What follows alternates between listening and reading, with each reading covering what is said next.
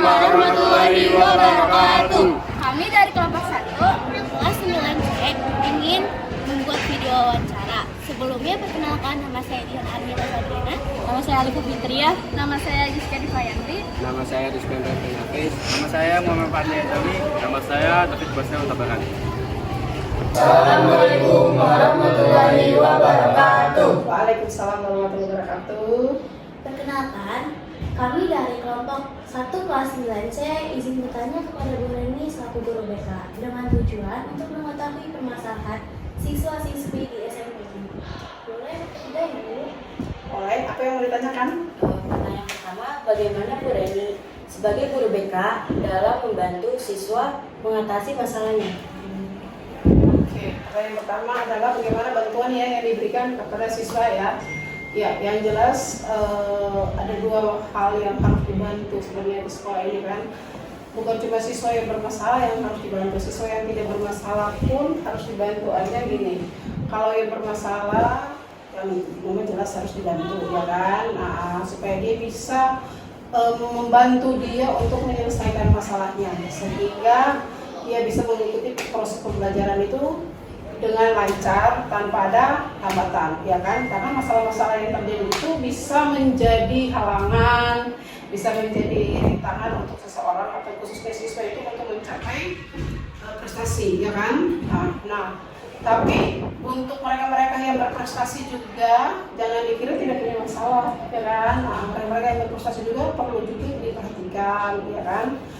Bisa saja permasalahan mereka itu datang dari terlalu sibuk belajar, terlalu fokus belajar sehingga mereka itu juga kadang-kadang kan tekanannya tinggi, tuntutan-tuntutan dari orang tua. Kadang-kadang orang tua itu kan banyak nuntut ya, anak harus begini, harus begini, harus begini. Itu masalah loh, itu masalah. Jadi bukan cuma masalah yang datang dari anak-anak yang tidak berprestasi, dan berprestasi juga ada. Nah, tugas guru BK itu adalah bagaimana membantu siswa yang mengalami masalah, khususnya masalah dalam hal pembelajaran di sekolah ini sehingga siswa itu bisa terbebas dari masalah atau minimal bisa belajar dengan baik, bisa mengembangkan potensi-potensi dirinya dengan baik. Oke, Ibu lanjut pertanyaan selanjutnya ya, Bu. Pertanyaan kedua, saya lihat kebanyakan anak yang bandel dikarenakan masalah keluarga. Jadi menurut Ibu seberapa penting orang tua untuk siswa? Ya, hampir 100% masalah yang terjadi di sekolah itu, khususnya masalah anak-anak itu adalah terjadi pada anak-anak yang mengalami masalah keluarga, yang disebut dengan disfungsi keluarga ya. Jadi keluarga tidak berfungsi dengan baik dalam mendidik anak, Jadi permasalahan anak itu karena memang anak itu ada yang orang tuanya, ayahnya sudah meninggal, ibunya meninggal lagi, ibu meninggal, ayah meninggal lagi, ya kan? Atau orang tuanya menitipkan anaknya ke kakek neneknya dan sebagainya. Jadi anak-anak yang tidak atau kurang mendapat perhatian dan kasih sayang orang tua memiliki peluang yang besar untuk melakukan hal-hal yang bertentangan dengan aturan-aturan di sekolah maupun aturan di masyarakat tentunya ya. Karena mereka tidak atau kurang mendapat kasih sayang, kurang mendapat perhatian, kurang ada touch, sentuhan-sentuhan kasih sayang di rumah itu kurang, sehingga mereka itu kan haus, kan? Mereka haus. Atau juga sebenarnya bukan cuma dari orang tua yang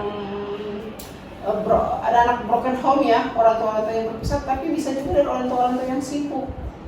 Mama papa sibuk, anaknya kurang mendapat perhatian, ya kan? Banyak juga sih orang tuanya lengkap, mama bapaknya masih ada tidak bercerai, tapi orang tuanya sibuk. Karena orang tuanya sibuk, perhatian, kasih sayang ke anak itu menjadi kurang. Waktu quality time dengan anak itu kurang, sehingga anak itu menjadi liar, ya kan? Dia lebih banyak menghabiskan waktu di luar karena orang tua juga fungsi kontrol orang tua juga kurang, ya kan? Sehingga anak itu lebih banyak dia mendapatkan semua yang lain-lain itu semua dari luar. Dia mendapat pertemanan, dia mungkin mendapat persahabatan, kasih sayang dan sebagainya, mungkin dapatnya dari luar, ya kan? Karena memang orang tua sibuk orang tua sibuk dengan pekerjaan.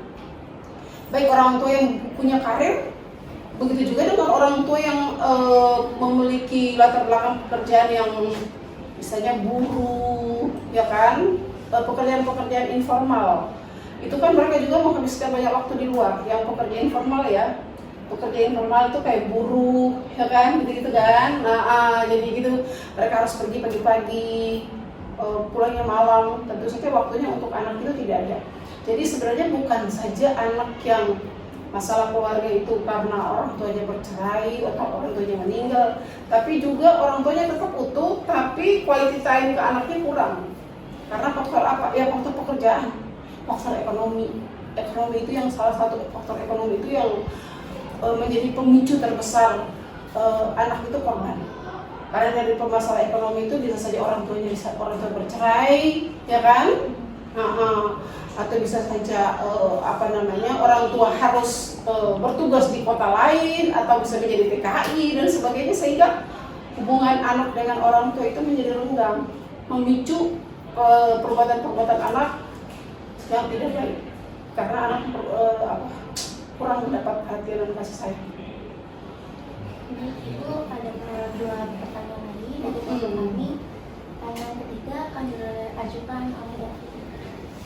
Jadi menurut Ibu, apa sih peran utama guru BK dalam mendukung proses pendidikan di sekolah? Tugas guru BK itu sesuai dengan fungsi guru BK itu ya. Nah, guru BK itu artinya kehadiran guru BK itu. Kenapa pemerintah menghadirkan guru BK di sekolah, ya kan? Ya. Kenapa ada? Karena yang namanya anak remaja, namanya anak-anak itu, ya kan? Kalau orang dewasa itu di ibu waktu kuliah itu tidak ada yang namanya dosen BK, nggak ada, tidak ada. Kita kuliah tidak ada dosen BK, kecuali mata kuliah yang mata kuliahnya BK, ya kan? Atau bukan mata kuliah, kecuali jurusan atau program studinya bimbingan konseling. Tapi pada saat kita kuliah tidak ada yang namanya dosen BK khusus. Misalnya saya kuliah waktu itu saya kuliah manajemen pendidikan, saya tidak ada yang namanya dosen BK, tidak ada. Nah, pertanyaannya kenapa di mahasiswa tidak ada? Karena pada saat kita mahasiswa itu kita sudah dianggap menjadi anak yang dewasa, atau bukan anak, tapi kita sudah dianggap orang dewasa. Kalau yang disebut dewasa, dia sudah bisa mengatasi masalahnya sendiri. Dia tidak butuh bantuan orang lain. Dia sudah harus bisa. Itu adalah salah satu ciri dewasa. Harus bisa menyelesaikan masalahnya sendiri, bisa menyelesaikan problemnya sendiri. Nah, kembali kepada anak-anak, kalau anak-anak sekolah. Kan ada 3 hal nih anak sekolah ini yang perlu diperhatikan dari seorang anak. Dirinya sendiri, lingkungan keluarga, dan lingkungan masyarakat di mana dia bermain. Nah, ini 3 lingkungan ini sangat mempengaruhi dia, ya kan? Lingkungan keluarga, banyak masalah nih yang muncul nih dari lingkungan keluarga ini, banyak masalah, ya kan? Yang tadi kita sudah bahas itu kan, dari lingkungan keluarga ini banyak masalah. Orang tua, anak-anak yang mengalami masalah-masalah dalam keluarga dengan orang tua yang broken home, ya kan, perceraian orang tua, anak yang kurang kasih sayang, itu masalah. Itu masalah-masalah itu yang membuat anak itu tidak bisa belajar dengan baik. Dia tidak bisa fokus untuk belajar karena dia terganggu dengan, atau dia sudah ada masalah. Orang yang sudah bermasalah itu tidak bisa lagi fokus untuk belajar. Contoh yang paling gampang, tidak orang-orang yang memperhatikan dia pada saat sudah waktunya sekolah. Akhirnya dia sering tidak masuk sekolah, dia kan? Dia akan jarang masuk sekolah karena di rumah tidak ada orang yang bisa menunggu dia. Ketika dia tidak masuk sekolah, tidak ada orang yang membangunkan dia pada saat dia sekolah, tidak ada orang yang bisa mengingatkan dia ketika dia tidak membuat PR atau tidak belajar, ya kan? Jadi keluarga itu penting untuk seorang siswa itu. Keluarga itu sangat-sangat penting. Ketika keluarga tidak berperan kepada seorang anak, maka guru BK itu hadir sangat penting untuk membantu dia, karena sebenarnya guru BK itu bukan menyelesaikan masalah siswa itu, tidak. Guru BK hanya ikut membantu, ya kan? Memfasilitasi, kira-kira dia masalahnya apa. Kalau bisa masalah itu diselesaikan, kita selesaikan.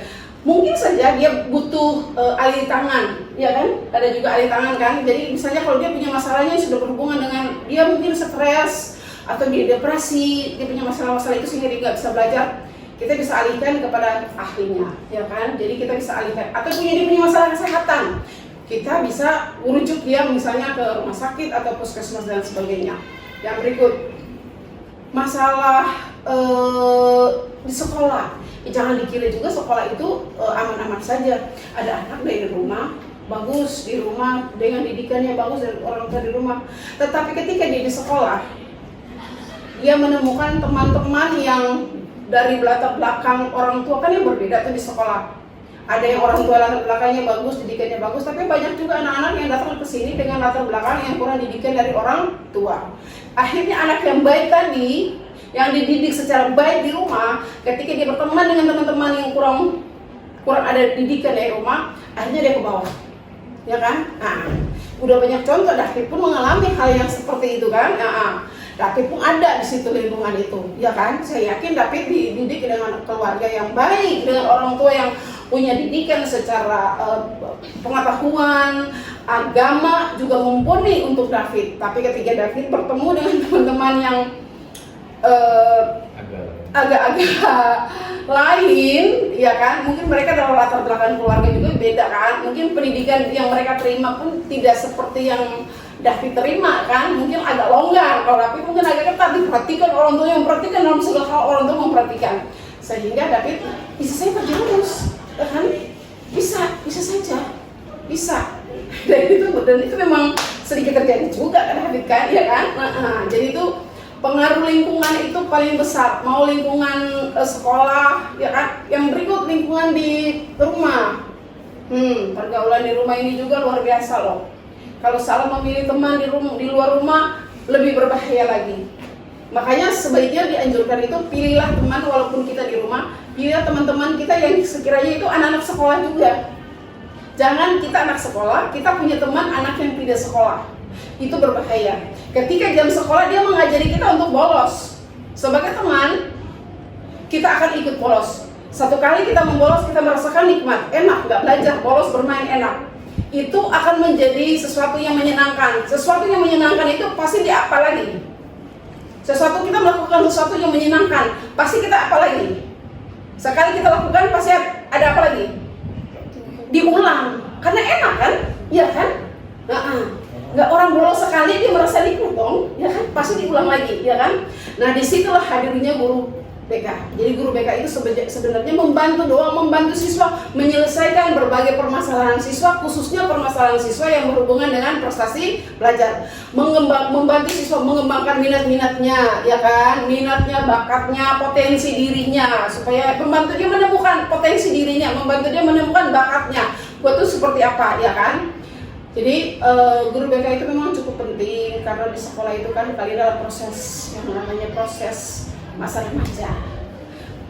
Masa remaja itu peralihan dari masa anak-anak ke masa dewasa. Anak dewasa, di tengah ini remaja, ya kan? Ya remaja ini mau dikatakan dewasa enggak juga, mau dikatakan anak-anak enggak juga, ya kan? Jadi dia ini posisinya serba goyang, ya kan? Makanya disebut masa remaja itu adalah masa yang labil. Jadi memang butuh bantuan gitu loh, butuh dibimbing gitu, butuh bimbingan. Oke, lanjut.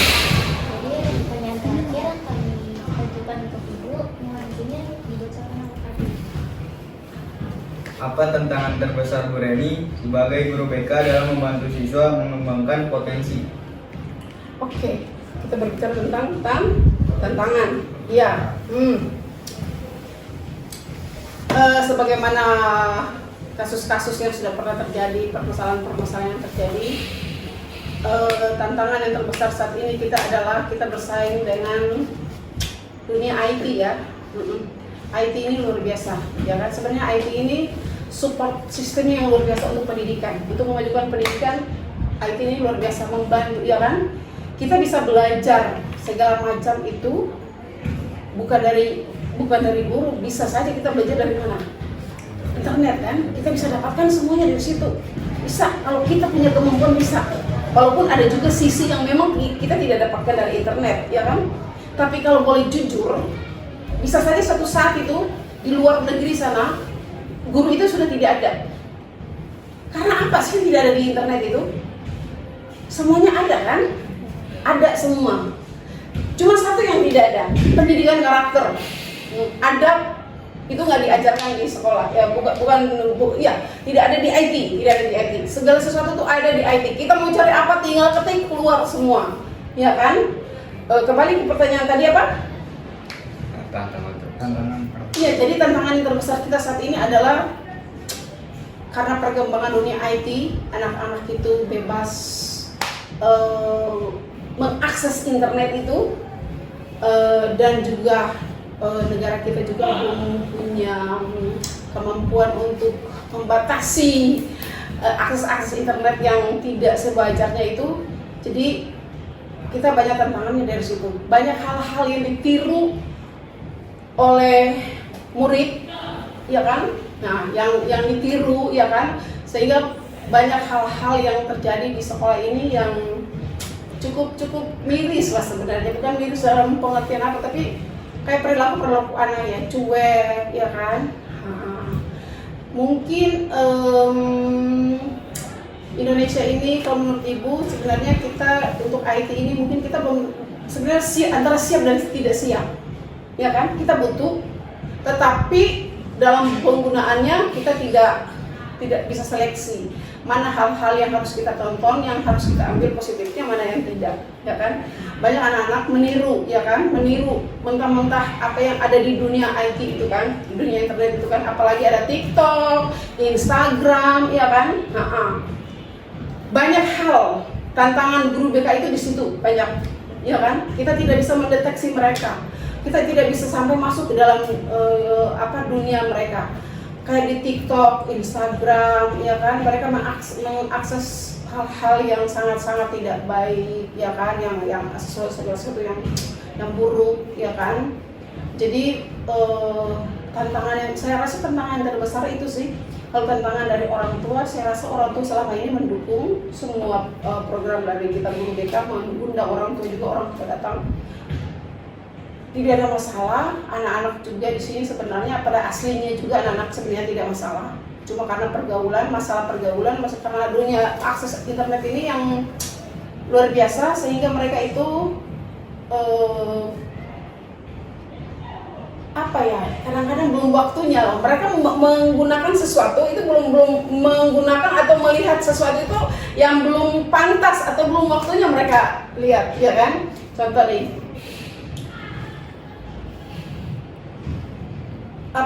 Make up. Kan anak SMP belum boleh make up, ya kan? Jangan menggunakan make up, jangan menggunakan lipstick, itu susah banget, ya kan? Itu sangat susah, ya kan? Cara berpakaian juga, ya kan? Walaupun mereka menggunakan hijab, tapi lihatlah kaos kaki mereka semua pendek, baju dibulu-bulu, ya itu karena semua tontonan itu ada dari internet kan, mereka dapatkan semua. Mereka meniru mentah-mentah segala sesuatu yang ada di situ. Jadi itu adalah salah satu, menurut Ibu itu adalah tantangan yang sangat besar di sekolah ini. Itu aja. Seperti saja pertanyaan yang kami ajukan.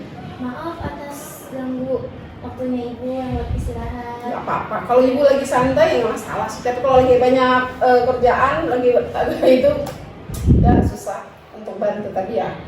It's okay. Terima kasih Ibu atas jawabannya juga. Jawabannya panjangan ya. Oke, sekian dari kami. Kurang lebihnya mohon maaf. Wassalamualaikum Warahmatullahi wabarakatuh. Waalaikumsalam warahmatullahi wabarakatuh.